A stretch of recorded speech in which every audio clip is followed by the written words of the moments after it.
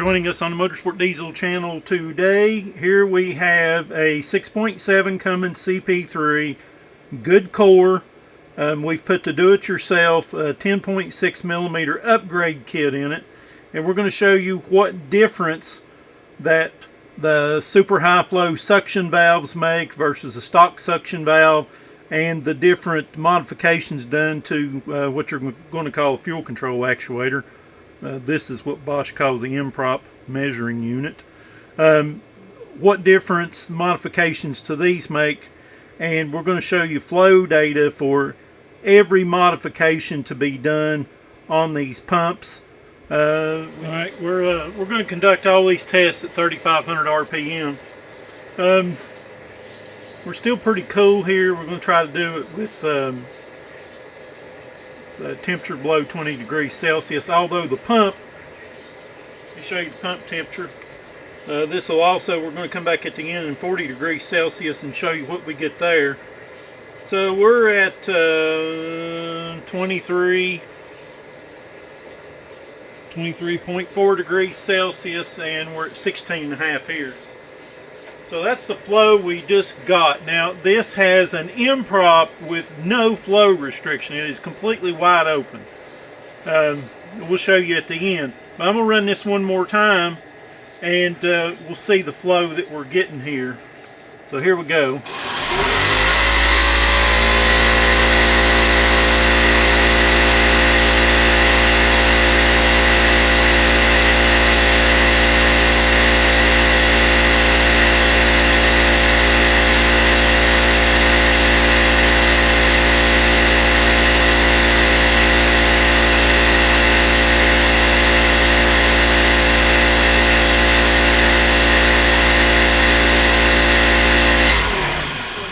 We're getting about 96% volumetric efficiency. Typically we see about 98%. So we've got the same suction valves. These actually came out of one of these top tier 14 millimeter CP3s. It ain't going to be too hard to figure out whose suction valves these are. And they're not their suction valves, okay? These come in a CP4. We'll show you at the end the difference between the standard suction valve and this suction valve. I want to say this, I have nothing to hide here. This is an exploration of data for me just as well as it is for you. Now I've done all this stuff in the past. I've never put it on video, and my memory bank doesn't really serve to show me or to remind me of what differences I found, you know, with all these different modifications. I know what we're doing now versus, you know, all the different things we ever tested, but I don't remember what all the different things we ever tested truly netted us. Now, I am going to say this. My pump, or my test bench here, tops out at 3,500 RPM. That's just, it doesn't have, it's like 11.5 horsepower. Maybe, I think we rated it, I think I'm wrong. I think it maxes at about 13 with the VFD based upon the amps. It'll do about 60 amps on 240 volts. We're up to almost 250 here where I live in Northeast Tennessee. So, you know, we're getting a little more oomph than, you know, 220 at almost 250 volts. So we got 280.78, and I'll get the pump temperature. Been setting just a minute, so it's got a little bit of a heat soak in it. It's still not very warm. So the core temperature is about 27. I can get this where you can see it. And where the suction valves are in it, it is 24.7 degrees. So once again, this is with the highest flowing, what everybody calls the highest flowing suction valves on the market. In the end, I'm going to show you a direct comparison between them and stock versus, you know, some of the things we do as well. And once again, this has a complete free-flowing improp on it. So now the first thing I'm going to do is I'm going to swap the improp and put a completely stock one on it and see what difference that makes. So that'll be the next test. Alright, this is with a stock M prop and the high flow suction valves. Turn both my supply pumps on, and here we go. Got 95.2% on the last test at 280.78 liters per hour.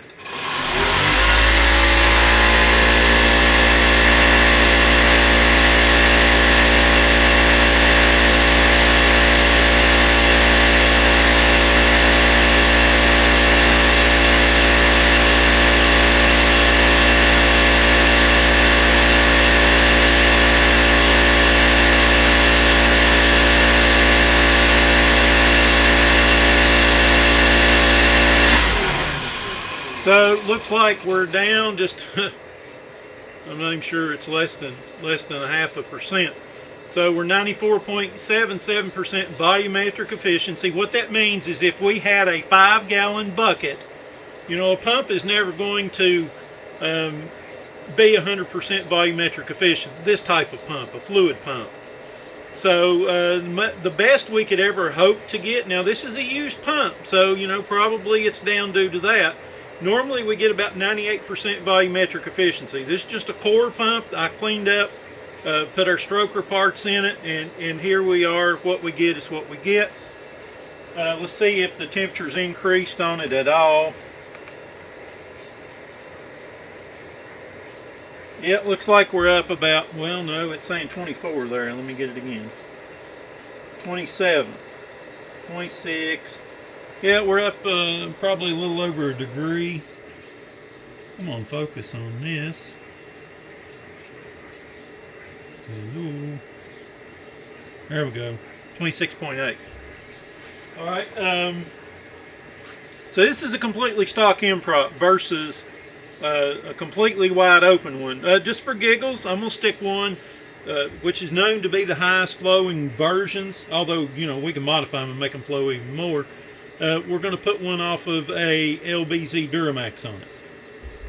Alright, this is with a LBZ Duramax. Now they don't actually fit. You can't get all the bolt holes to line up. You can only get one to line up because it's got a 90-degree connector for the Duramax application.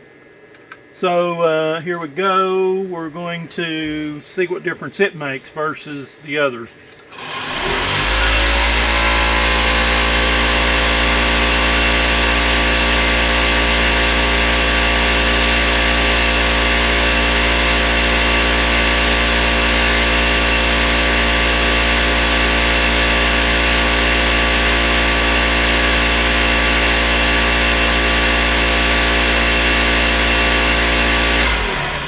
Almost exactly the same. So we've realized absolutely no increase in doing anything to the M prop at 3,500 RPM with a 10.6 millimeter pump. This is actual data. I'm not fudging anything. This is here, you know, for my future ability to come back and look at this stuff as much as it is for your learning curve. So what we're going to do now is we're going to put a completely stock set of suction valves in this pump to replace out these brand E 14 millimeter CP3 suction valves. Alright, here we go. Stock suction valve and LBZ M prop just like we had the last time. And we'll end up probably putting the stock M prop back on it. Alright, let's check our temperature. We've gone up a bit. Yeah, we're up to 35 degrees now, so flow is going to be down a little bit.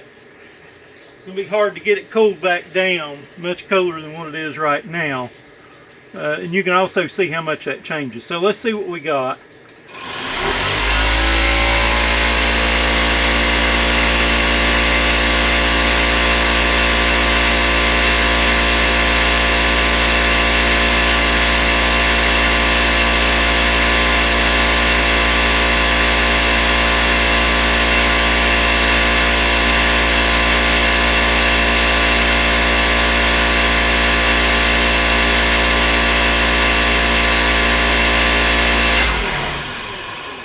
So, looks to me like we're identical. So that's what we've noticed in all our testing. Now, we don't test them to 5,000 and 6,000 RPMs, and I would imagine that there should be some difference up at that upper RPM. We just don't build these super competition pumps. Now, we build pumps for everyday users, and for performance. Now, back a long time ago, before everybody got into 12 and 14 millimeters, these 10.6 millimeter, putting a couple of them on dual CP3 arrangement, people were making big power with them, and these will actually withstand the higher RPM better than a big pump will. I've got a basket here. It's got about $10,000 worth of broken 14 millimeter and 12 millimeter pumps in it. That's what these suction valves come out of. Them things are short-lived, and I'm just going to tell you, these 10.6 pumps, for durability and smaller, obviously, stock pumps will go 300,000 miles, completely stock pumps. I've had customers buy 10.6s and put 200,000 miles on them. Now, potentially, people have put even more than that on them. I had one customer in San Francisco years and years ago, bought one of our first 10 millimeter 5.9 pumps, and he put like 270 or 80,000 miles on it, and was still going strong and still putting down good horsepower. And the guy just wanted to let me know 15 years later, or ever how long it was, that his pump was still taking a licking and keep on ticking, so to speak. So a lot of what everybody thinks that you can do to these pumps to increase flow, it just doesn't show up on the test stand. Now, I'm going to show you the difference between these suction valves here in just a minute, but bigger ports don't always net increased flow. I mean, you can see here we're flowing essentially the same thing that we were to begin with. Now, what I am going to do is put a stock improp back on this. So we're going to have one more test, and this pump is going to be stock, completely stock, other than the cascade valve and the 10.6 millimeter kit. Alright, this will be the final test for this one. Stock improp, stock suction valves, modified cascade valve, 10.6 millimeter stroker.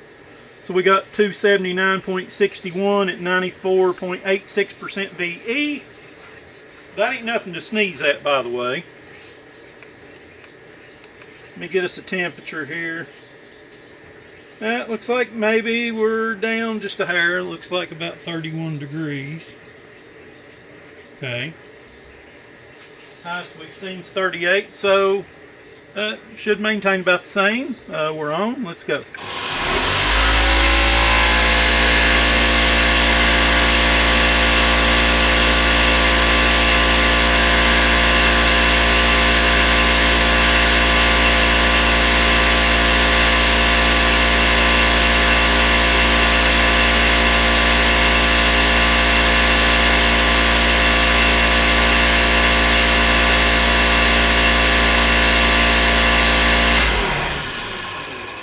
The same, no matter.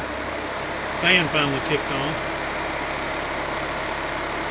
Looks like we're the same no matter what we did. We've maintained the same flow. Now you're seeing it just as I'm doing it here.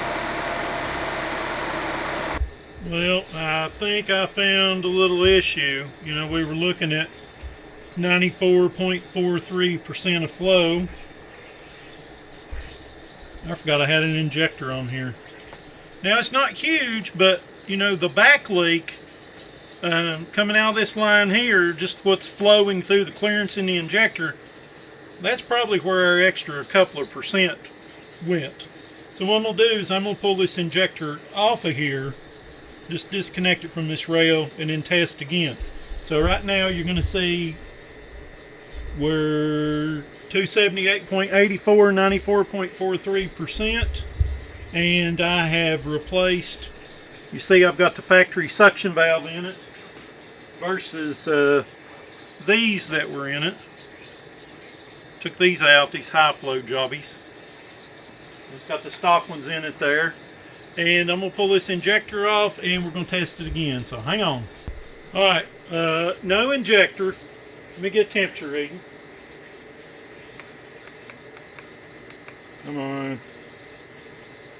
So we're back down to about 27, 28 degrees. Yeah. 27, 28. Hello, focus. Just take my word for it. 28.1. Alright, 278.8, 94.43%. Stock pump, other than the cascade valve and the 10.6 millimeter stroker kit. So, here we go.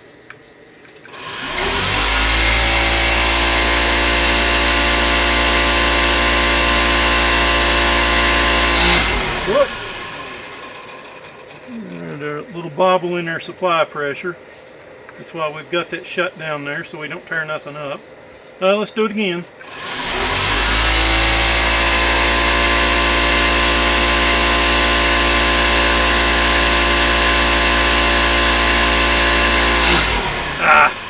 I don't even see it jumping down that far. I don't know why it's doing that. Let's see here. Try it again.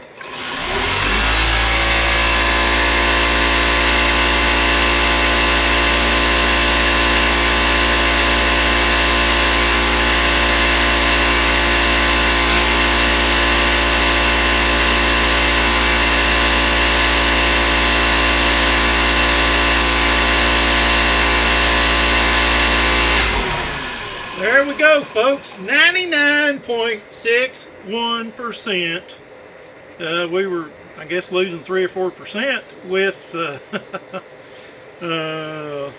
what an idiot I am, with the injector. So typically we normally get about 98. Let's see what the temperature is. That's a little high. I'll just be honest.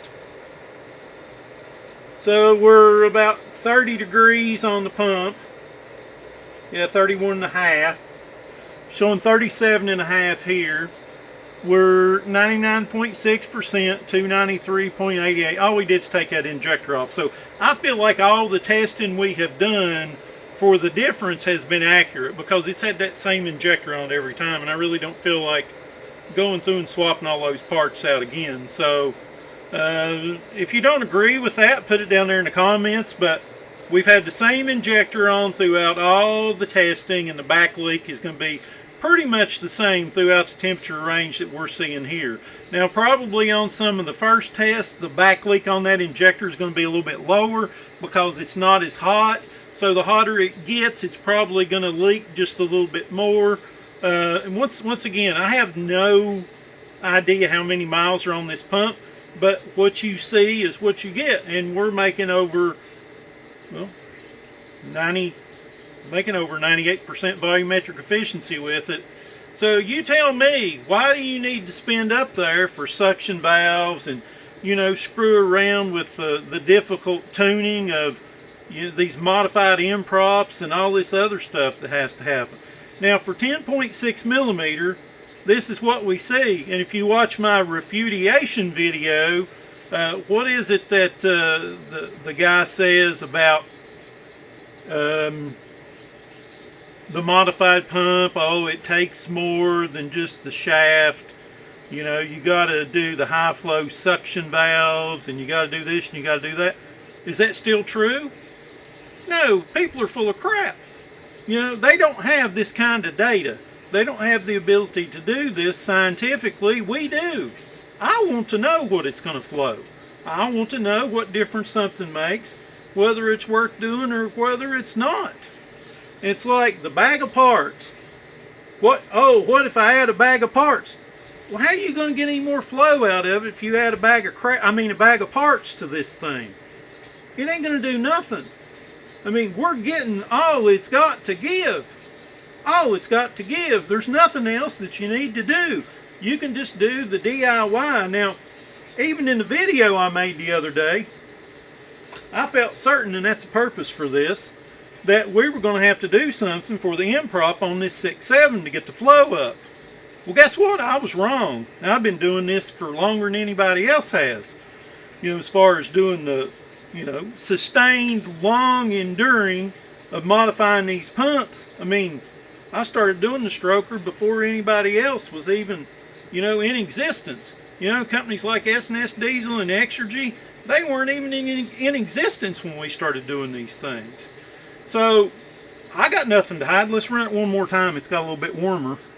See what we're getting now. It's probably, well, let's just see.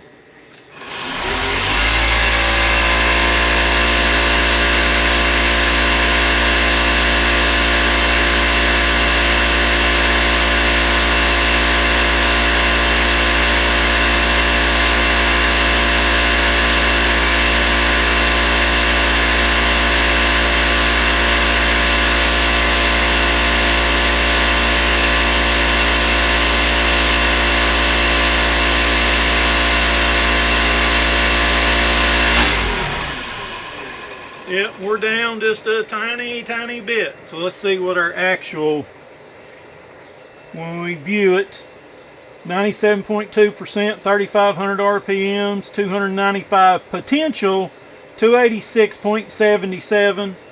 DRV percent was 48 and our temperature was 37 degrees. So if we let it cool off, it's going to come back up just a hair. We're going to get another 1 or 2% out of it.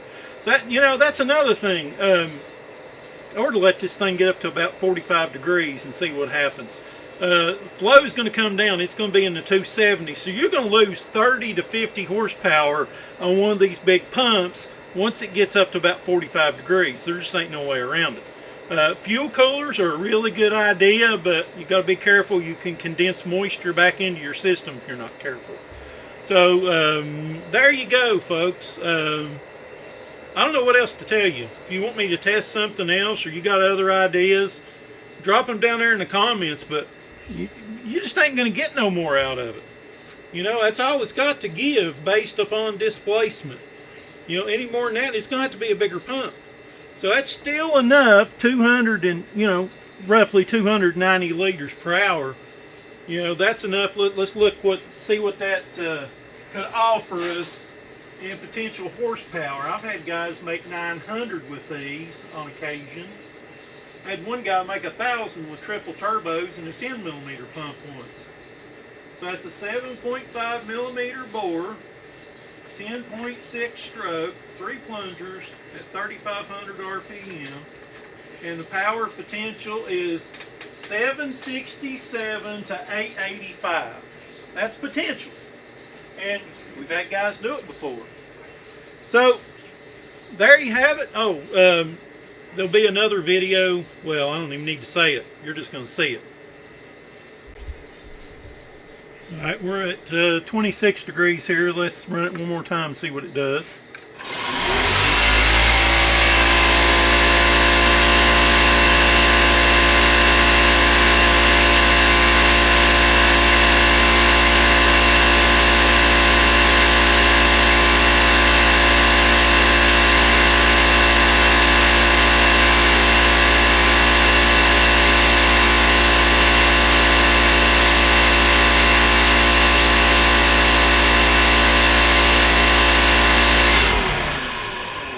So as you saw there, we're knocking on the door 98%. Check the temperature again.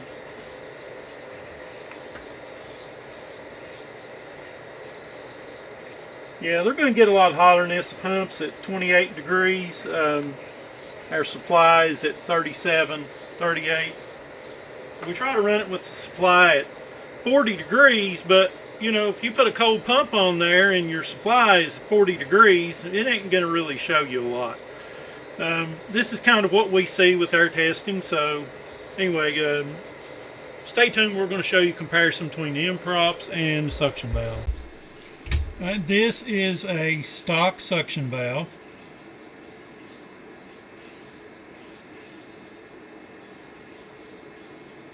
Comes in a 6.7 LBZ and LMM pumps.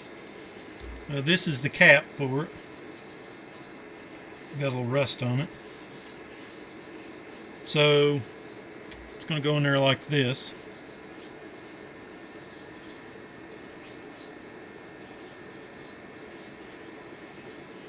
This is a, what they call a, I don't know, what they call them, high flow suction valve, whatever. So this comes out of a CP3 4.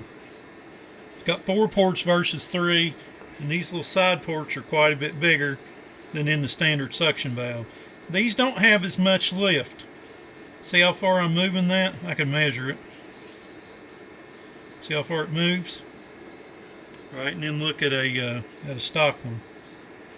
How far it moves. So lift is flow as well. So I don't know what they think they're really accomplishing with these. I mean, look. It barely opens. It does have bigger ports, and this is what the cap looks like. So they got a patent on this cap. They can't patent a suction valve because Bosch is the daddy of this thing. So there's your difference on those. Does it make a difference? 10.6 millimeter, it doesn't. You really can't see no difference. This is LBZ. This is one that's wide open. We've just cut the whole end off of it and machined it. So there's no flow restriction there. And then this is one we've modified the end cap. You see that there? This is one we've also tried these before. We've opened up these 4 ports in it. See where the metal's shiny? See how much bigger that passage is than this one. Don't make no difference. Now, at 14 millimeters, yeah, we're probably going to find something. I'm saying yeah because I haven't tried it. And I could be wrong. I've been wrong in this video. I was wrong in one I made the other day. So, you know, there you have it. We try to give you as much truthful, consistent data as is possible. There's a reason for truth. I'm not going to tell you a lie. I mean, I don't have anything to gain by it. All somebody's got to do is, it's kind of hard to do in this business because there's no information and there's no data. We're going to strive to get information and data out there. So if you got any questions or want us to try anything, test this or test that, I mean, if it makes sense, we'll do it. If it's just, you know, if it's foolishness, I'm not going to waste my time. But today I've learned something, and I've been reminded of things I've learned in the past. And I hope you've learned something too. That's what we're about. Technology and knowledge. And part of that word in technology is knowledge. The last part of it, suffix. So once again, thank you for joining us today. And we appreciate your business. We never take it for granted. I appreciate it every day. And I thank you for it. Goodbye.